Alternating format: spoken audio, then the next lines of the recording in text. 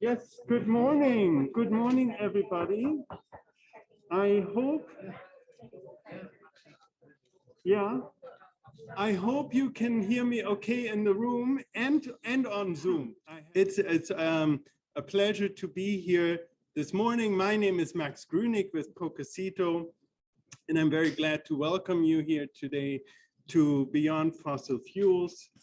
And we're talking about just transition approaches in Arizona and in Germany. I would like to thank our partners, of course, here. First of all, Lauren Kuby, hosting us here at ASU in Tempe. Thank you so much for making this possible today. It's a wonderful place. Also, of course, wonderful people. So it's a pleasure to be back here. First time, still not quite past pandemic. So we're trying to be careful and glad to have this as a hybrid event. I'm going to try to speak with a non-echo. Will that work? So folks, welcome. This is the first event that the Global Futures Lab has hosted since the pandemic began. We've had so many Zoom events. We're all tired of Zoom. It's so good to be here actually in person with you all.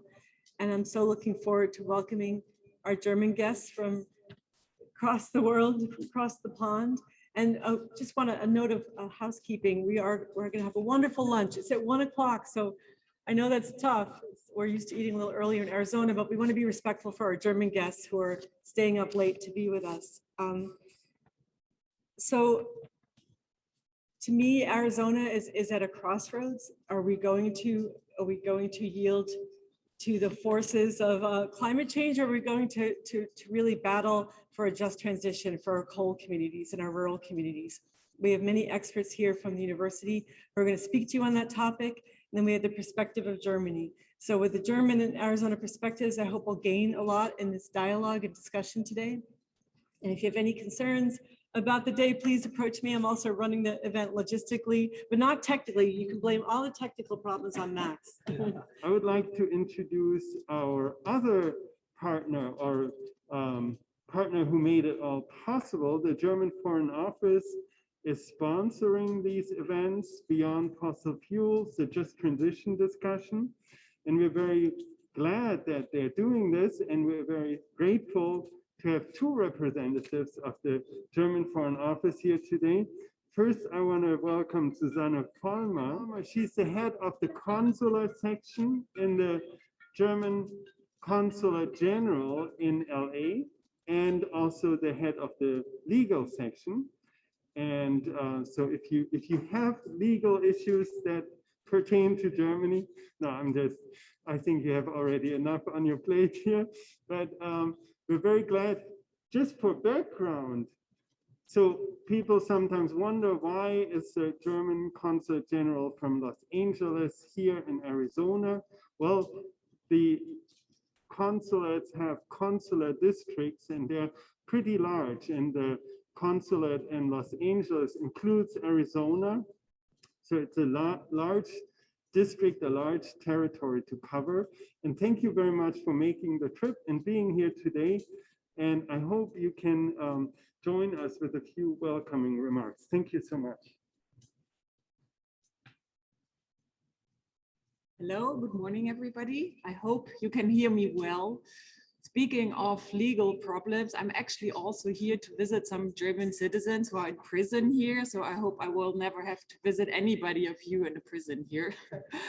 I'm really glad to be here. Dear Mr. Grünig, dear Honorary Consul Carolin Guy, dear Lauren Kuby, ladies and gentlemen, on behalf of the of the Consulate General in Los Angeles, it's my great honor and pleasure to welcome you at our conference under the title Beyond Fossil Fuels, How Can We Transition to a Net Zero Society? What a challenge, especially in a world which is still under the influence of the pandemic. Just thinking about the challenge which lies ahead of us would make you crawl back under your bed and pull your blanket over you and not really do anything about that. But fortunately, that is not what you all have chosen to do. we face the challenge and share our experiences to maintain our planet as a sustainable place to use for generations to come. As a diplomat, I have traveled many countries of the world. And one thing I have always wondered is why can't we not learn from other people's, other countries, other nations' experiences? Just one example, the single-use plastic bag is like, as we all know today, something which is horrible. And unfortunately, every country goes through the process of first introducing them and then after some time prohibiting them. In some countries where I've traveled, you see the plastic bags everywhere. They're just flying around. They're filling the trash. So that is really something where you wonder why some countries don't look at other people's experiences and say, no, we're not doing that. Other people have made bad experiences with certain topics, certain things. So that is why it is so important that we share our experiences. We need to get together to learn from each other, although the challenges are very different. You here in Arizona face problems which have to do with drought. We in Germany face, especially this year, we faced the horrible floodings, which surprised everybody. And that there are some signs that we cannot any longer deny there is climate change going on. And that is one of the most challenging problems which mankind has faced in the last centuries. We hope to be able to contribute with this conference to the worldwide learning process. Just and fair transition, stop climate change. This is the biggest challenge, as I already said, that mankind has faced. I would like to thank Mr. Grünig and Pocasito for taking up this challenge and getting all of you, us together. Thank you, Honorary Consul Carolin Guy, to support us in preparing this conference and everything you have done so far. And thank you, Lauren Kuby. Thank you all for being here today and doing your part in facing the challenge together. I wish everybody a very fruitful discussion today. Thank you very much. Our next special guest here, Carolin Guy, will address us briefly. And thank you so much for being here. And it's a real pleasure to meet you in person after it's really been, I know you know it all just as well, but it's been a long time where people who have been so much in touch and connected internationally had been isolated more or less and cut off. And it's so good to have these international exchanges again. Limited still, but somehow. Very good. Thank you so much.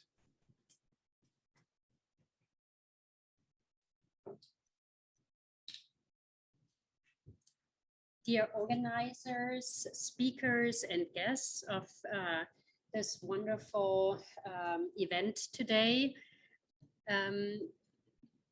We always, I'm here in Arizona and representing Germany, and we have a lot of businesses that where we exchange Arizona and with Germany and German companies here, and we really learn from each other every day.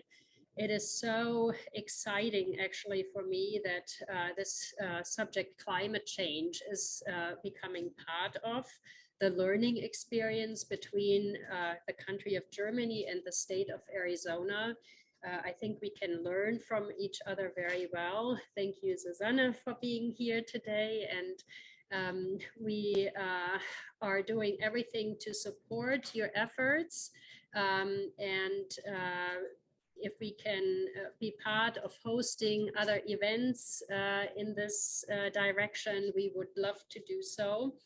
I hope you have a wonderful day today, a wonderful lunch, I heard later today at 1 p.m. And we're looking forward to the discussions, the presentations today here, and enjoy this beautiful weather. Who's coming from Germany, who enjoy this beautiful weather right now in Arizona. It's lovely right now, and yeah, welcome to the state too. So thank you very much, and have a great event. Thank you. I'm so relieved we resolved the technical issues. Thank you. So I wanted to introduce Nicole Horseherder. Many of you know, I know Chris Mays has worked extensively with Nicole, and she's a Dene, a Navajo environmental activist and longtime advocate for an end to extractive energy economies in our state and in our country. She's the executive director of Nizhóní, a grassroots organization focused on preserving and protecting the environment and charting a new path forward for the Dene people as the coal economy fades. Nicole is one of my personal heroes, and you'll hear why. She's really gets to the heart of the matter. She's been an outspoken advocate in all the discussions that have been happening at the Arizona Corporation Commission related to a just transition. So with that, I'd like to welcome Nicole to the Zoom, and I think she might be joining us later in the afternoon as well in person. We'll be delighted to welcome her in person. So Max, we ready for Nicole? Yes. Great. There she is. Hello, Nicole. Hello, everyone. So I have a outline that I put together to help me because I am not used to speaking.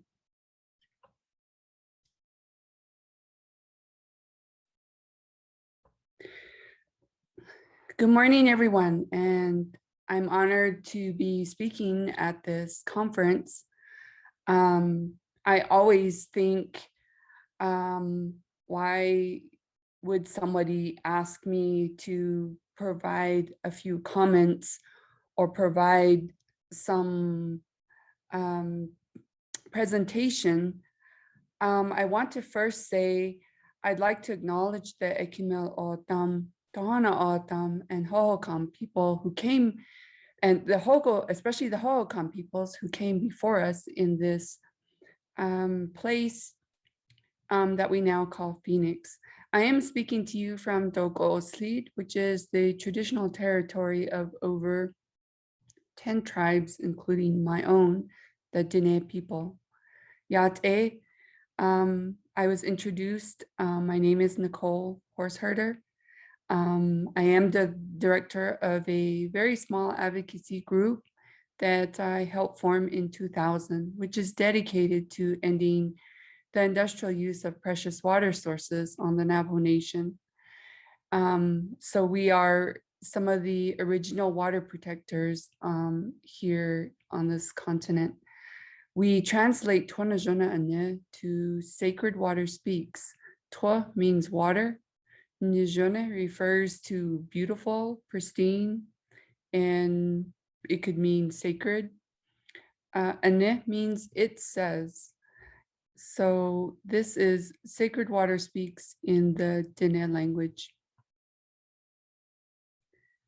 I want to especially acknowledge also, because I'm going to talk about my work, I want to acknowledge the decades before we began this work as water protectors, our grandmothers and grandfathers who organized and fought the federal government, the Bureau of Indian Affairs, whose plan it was to remove us from our lands, but more recently, whose plan it was to relocate the people of Black Mesa region to make way for coal mining. One of the best things I feel like our elders gave us is the chance to see them stand up and fight for what is really important.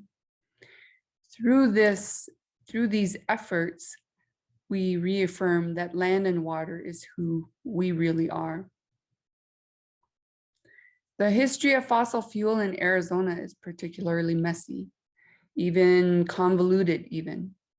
I can't give you a step-by-step account of how we got here, but I will provide today a little bit of information that I think highlights some of the problems. In 1922, the Colorado River Compact was decided among 7 states. And although indigenous peoples live along the Colorado River, none of them were included. Arizona got the 3rd largest allocation at about 2.8 million acre feet. Interestingly, during the same time, southern Arizona began experiencing earth fissures due to the overdraft of groundwater. Arizona needed a way to deliver water to the growing cities, so they decided that they would do this by diverting water from the Colorado River into the cities. The big plan was to build a 300-mile cement canal from the Colorado River that would run all the way down into the cities of Phoenix and continue on to Tucson. Water would come up, would be pumped up and out of the Colorado River, and a lift of about 3,000 feet elevation into the canals uphill and then downhill into the city. But where does the power for all of this going to come from? Let me tell you more. In 1964, the Navajo Nation Council, which was still a monolingual group of leaders, Diné leaders, conducting all of its business in Diné, negotiated coal through a white Indian agent, a non-native attorney, and some interpreters. Peabody would operate 2 mines. Black Mesa Mine would deliver coals via slurry line to Mojave Generating Station, and Kayenta Mine would deliver its coal by train to NGS.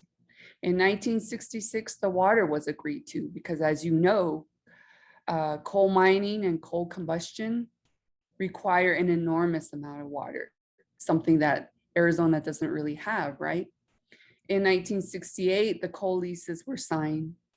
Also in 1968, Lyndon B. Johnson, who was our president then, signed the Central Arizona Project Act. Remember the cement canal that I mentioned? The name of that cement canal today is Central Arizona Project. In 1969, Navajo was asked by the Department of Interior to waive its right to the Upper Basin Colorado River for 50 years, or the duration of the Navajo Generating Station. In 1970, coal mining finally began on Black Mesa. In 1970 also, I was a year old. Throughout its life, Peabody Energy pumped some 45 million gallons of water for its mining operation and mined over 384 million tons of coal across approximately 60,000 acres of Black Mesa lands. In addition, the Navajo Generating Station used over 480 billion gallons of Upper Basin Colorado River water for its operation until it closed in 2019. I can't even begin to describe what it's like when your nation is utterly dependent on coal combustion, and extraction. After all, it would bring jobs, revenues, and prosperity, is what we were told. In 1998, I returned home a second time from university in hopes that I can be of some use in my community, reestablish myself in the place of my childhood, a place called Tebik-Inos-Tsele, petroglyphs in the rock ridge. What I wasn't prepared for was that the local springs and seeps that the horses, sheep, wildlife, the same springs that we made offerings to had all disappeared. This was confusing, of course, and all of a sudden I felt useless. Newly trained with a linguistics degree, I had no idea what was happening. What do I do? Where do I go? Who did this? How did this happen? And how do I live without water here in my homelands? We organized. Instead of going off to university and teaching beginning linguistics, syntax, I turned to organizing and tackled the pumping of the groundwater at Black Mesa mine first. In 2005, we successfully stopped the pumping of the Navajo aquifer for the Black Mesa pipeline, a 270-mile pipeline that transported coal to the Mojave Generating Station using pristine Navajo groundwater, commonly known as the Navajo aquifer, or in aquifer for short. This, of course, caused the Mojave Generating Station to shut down, right along with Black Mesa Mine. Peabody continued to operate, of course, the remaining mine, which was Kayenta Mine. For the next 10 years, we challenged the Kayenta Mine for everything we could: non-compliance, flawed permit applications, pollution, continued water use and waste. We even tackled the bankruptcy issue in hopes that we could make sure that some of those, that Peabody was not able to shed some of those liabilities that it wanted to. We even tackled legislation that would increase the price of coal and water out of desperation. In 2017, however, SRP announced that it would close the NGS plant, citing economics as the primary reason to close. At this point, I have been working on this long enough to know that closure would not just be that simple. Sure enough, we found ourselves organizing direct action to block the acquisition of the NGS plant 3 more times before the NGS owners decided that it would not entertain potential buyers anymore, and instead would move forward with decommissioning and subsequent demolition of the Navajo Generating Station. In December of 2019, I got to see the largest coal burning plant in the West, 2,250 megawatts, come down. 11.4 million metric tons of greenhouse gases was taken out of the air, the largest source of nitrogen dioxide at 34,000 million tons, 472 pounds of mercury, 4,370 pounds of selenium, 259 pounds of arsenic. I could go on. Bear with me. In 2020, our work has shifted to ensuring that there are adequate funds to reclaim and restore the land that we live on that has been mined, because both NGS sat on Navajo Nation lands, and so did the coal mines. We recently testified at an oversight hearing before the U.S. House Subcommittee on Unfulfilled Coal Reclamation Obligations and the need to ensure that reclamation efforts are enforced. There is support for Navajo and Hopi nations that there is support for Navajo and Hopi nations as they move to transition away from coal power. That support should come from previous stakeholders and partners, especially those that have benefited for so long from the NGS and from the Navajo Generating Station and the Navajo resources for the last half century. Thirdly, we are working to ensure that there is a replacement for the energy loss from the closure of plants like Navajo Generating Station with renewable energy projects. These new projects should use existing transmission line and involve Navajo and Hopi communities in these new projects. These projects should be of mutual benefit and not be one-sided like the previous projects. Navajo Generating Station is case in point. All partners must share the costs of the project. Never again should an energy project require that a community give up its only potable water source so that communities down south can have cheap electricity and water delivery.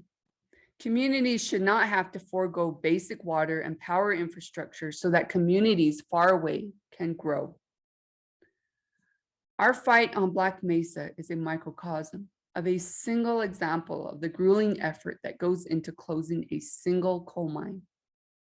It's tremendously difficult to fight coal companies and power plants. One of the teachings of water is that it has the ability to give life. It has the ability to take life. Human beings were born from and conceived in water, grow in the womb that is filled with water. Water nourishes our development and growth. When we are born, it's the water that breaks. And so we are actually born through the force of that water. Life springs from water. In our teachings, water was given to us. It has specific songs and prayers. It has a holy name. There are ways of speaking to water, ways to greet water. We have a relationship with water. The same way maybe that you have a relationship with your mother, a respectful one, a loving one, a gentle one. Everywhere you go, you always greet water as your mother. If there's a river flowing, that's your mother flowing. Her body is long, her body can wind. Her body is pure, it glistens in the sunlight. She is powerful, she is sustaining. These are the principles that we pass down to our children about the teachings of the elements of life, water just being one of them. In America, you know, we are kind of encouraged to engage in the capitalist machine, become part of the free enterprise market, give back to the system through our taxes. We have relationship with money, banks, plastic. We dream about corporate executive boardrooms, money, of course, houses, fast cars. The biggest challenge to mankind, I think, is a change of a way of thinking. Giving up golf courses, man-made lawns, man-made lakes. My husband was talking to me the other day and he says, you know, we pray and we give thanks to water and for our water. We bless ourselves with our water and then turn around and fill our toilets up with it to flush our waste. How can that be? The irony. On the Cap Canal alone, over 75,000 acre-feet of water evaporates each year. That's twice as much water that is being offered to the Navajo Nation, the largest indigenous group in Arizona. That amount of water evaporates, and the Navajo Nation is only being offered about 31,000 acre-feet in a water rights settlement here in Arizona. 3 major rivers create the boundary of Navajo lands. And this is the offer, 31,000 acre-feet. In our teachings, we have to maintain relationship to the earth and to the sky, to the four-legged, the winged, the plant life, the water, the sunlight, the air. We have a certain responsibility to the life, to be a life among life, to be considerate, not to take more, give when you can, and share this earth with every living being. The Bureau of Land Management for the first time declared a water shortage on the Colorado River this year. We knew this day was coming. 50 years had gone by and industry has had an enormous impact, irreversible damages in many instances on both the groundwater and the surface water. While Arizona's elected leaders talk about a water crisis looming somewhere, many of us living in Northeast Arizona are living that crisis today.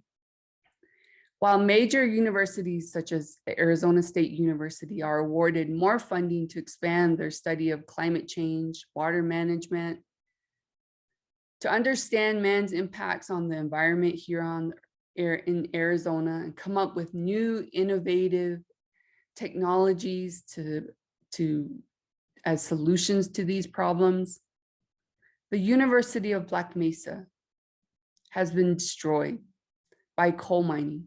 The ecological knowledge of millennia has been destroyed in 5 decades of coal mining. All the information about how to live on this very delicate Colorado plateau with its very delicate life, all the vegetation, all the herbs, all the medicines, all the tobaccos is being jeopardized. Changing how we think of our environment also means letting the rivers continue to flow. The Southwest here has a use it or lose it law for the water on the Colorado River. It is a very destructive law. It is a perfect example of the colonial mindset in the Southwest. It's what's going to destroy the populations unless we change our mind, change how we think, how we see things. Now more than ever, the Indigenous view is needed to help solve the world's problem. So the call to action today is to learn to listen, to take a very careful audit of your life and see where you can make changes to the way that you think of water, use water, and plan for water, especially here in the Southwest. If you can, join the people in the front lines that need your help fighting big corporations, big utilities. If you can't, talk to your friends about what's needed. Maybe your friend is a representative. Maybe your friend is a corporation commissioner. I once had this dialogue with a representative that I was able to sit down and have a talk with up in a small town on my reservation called Tuba City. And we went through reclamation and transition, and here are the things that I want you to support on behalf of our communities here in these coal impacted communities.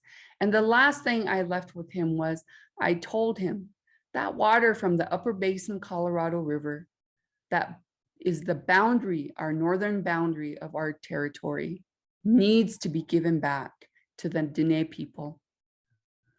And he said to me, I have a lot of friends in DC and none of them are going to support that idea.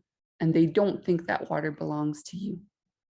And I said, I understand that, but you have got to start talking to them about it. And you have got to keep talking to them about it until it's no longer just a crazy idea, but it's something worth thinking about. And pretty soon it's going to be something worth actually creating legislation for. Because I'm not naive. I know that here on this land, as Indigenous people, sometimes it doesn't feel like the war with the cavalry is over.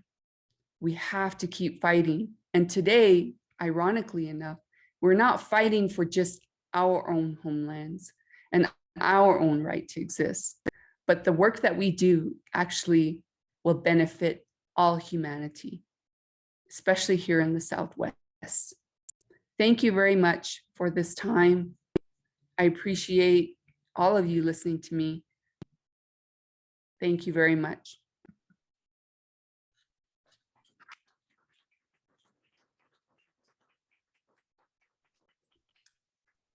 Thank you so much, Nicole. This was extremely inspiring and opening up the mindset. I hope you can hear me. I hope you can hear me, Nicole. I'm turning to behind me, but you see me from the front. So yes. Nicole, thank you so much. I think this was very good for framing also the conversation, giving it like a bigger umbrella, understanding the big picture and where we are also moving or not moving as a civilization, and where we could and should be moving. So thank you so much for joining us via Zoom. I really appreciate that you made it possible. I know it's not easy, or we know, setting up the Zooms. So if we have maybe time for 2 questions, if you have still a few more minutes, if there are any questions in the audience here in the room, you have microphones on your tables, meaning you have to lean a little bit into the center of the table. And if you're on Zoom, you cannot speak. You can only use the chat function. But we only have time for about 2 quick questions or follow-up questions in the room or on Zoom. I can check on Zoom real quick. I think Nicole, I just wanted to say, we had an event yesterday in Colorado, in Denver, and it was very interesting too, because of course it's a different situation, but we're part of the same, in a way, it's connected as an ecosystem through the Colorado River and the, well, lack of water, let's put it that way. I don't know, people think whether it should still be called a drought if it's happening for that long. So that was very interesting conversation, and we had very interesting guests there as well. I don't know if you know her, Shayna Oliver from Mom's Clean Air Force in Colorado. Do you know her?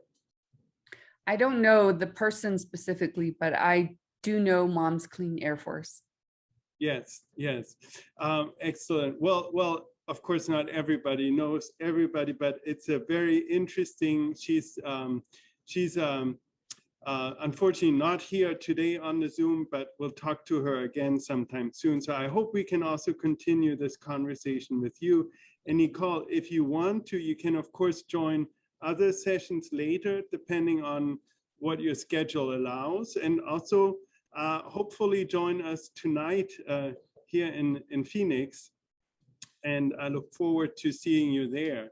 I did not hear or see any comments in the room, but I have to say we heard you loud and clearly, and we are thinking, yes, here's a, here's a question. So there is a microphone, Yeah, right? mic's right here in front of me. Can you Nicole, hear? Thank you very much for your presentation. Hopefully you can hear me. Could you speak to possibly just touch on some of the organizational structure that you think is necessary to bring the various stakeholders to the table to create the solutions of that vision that you spoke about in the beginning of your presentation? Yeah, so I didn't get into the details of how we're doing some of the work that, especially with transition, that we're doing. I just didn't feel like I had enough time to go into that. 2 years ago, I reached out to the Los Angeles City Council, and long story short, today we have a project that is being negotiated between the city of LA through the LADWP, their utility, and with the Navajo Nation, and through our utility, the Navajo, the NTUA. All of a sudden I forgot their name. Tribal Utility Authority, Navajo Tribal Utility Authority, I'm sorry. And so this project is for a 400 megawatt a renewable energy project out where the NGS site near where the NGS site used to sit in the community of Lichi. And you know, and so I know that there is a short window of opportunity to use the transmission lines that the Navajo generating station once used. And I know that these transmission lines are still held in by the owners of the power plant. So what I'm suggesting and what we're working on is going back to each of these utilities and asking them to partner with the Navajo Nation and create the same amount of, or close to an amount of energy that could actually be put on the transmission lines and delivered to some potential buyer who's interested in buying renewable energy, solar power. And so the project here with the, and as you, I don't know if you know, but the LA DWP owns about 400, a little more than 400 megawatts. And so sure enough, through this project, about 400 megawatts is being put on the ground with an additional amount, which is storage, an additional amount that would be created through storage. Well, so in total, we have something that's more than 400 megawatts of renewable energy power that is actually going to be put back on the on LA's transmission lines. And so this is the type of project that I would like to see happening, because if the Navajo Nation doesn't move quick enough to do this, these transmission lines are going to go to somewhere else. These transmission lines are not going to be decommissioned. They're very valuable. The owners are not going to bring them down the same way that the NGS plant and the stacks came tumbling down back in December of 2019. And I know this, so I'm working with utilities. Arizona utilities, however, are they're a tougher bunch. These guys are less motivated and less energetic to do the right thing. And we have to engage them in different ways. And one of the ways that we've been able to get to have a dialogue with some Arizona utilities is through the Corporation Commission. And that's not the ideal way, but that is one process that we are using to try to get some kind of transition support for the Navajo Nation, you know, either through funding or through a renewable energy project or something else. There are many ways that transition can happen. And I would say one of the greatest needs on the Navajo Nation is to finally be able to use the water that we long dedicated to coal mining and the coal-fired power plant. And incidentally, we don't have any infrastructure to actually bring that water to the communities and the homes that desperately need it. And so if we are given support by way of funding, I'm pushing hard to make sure that the funding is used to build basic water infrastructure on the reservation. And so in this work, you just have to have a really intimate understanding of the nation that you are advocating for, the communities that you're advocating for, and and help guide what transition support should look like. And I know I was more general, but I hope I gave you some ideas, some specific ideas of specific projects of the things that we're working on. Thank you so much, Nicole. Thank you. And I do think it was very specific, actually, and very interesting to see this idea of repurposing, reusing the existing infrastructure. We are already considerably over time. Of course, like any conversation, it's a little bit fluid. So we planned in some flexibility, but we want to stop and end this first opening session here at this point. So thank you very much again, Nicole. And I think we can give her another round of applause. Thank you. Yeah. Thank you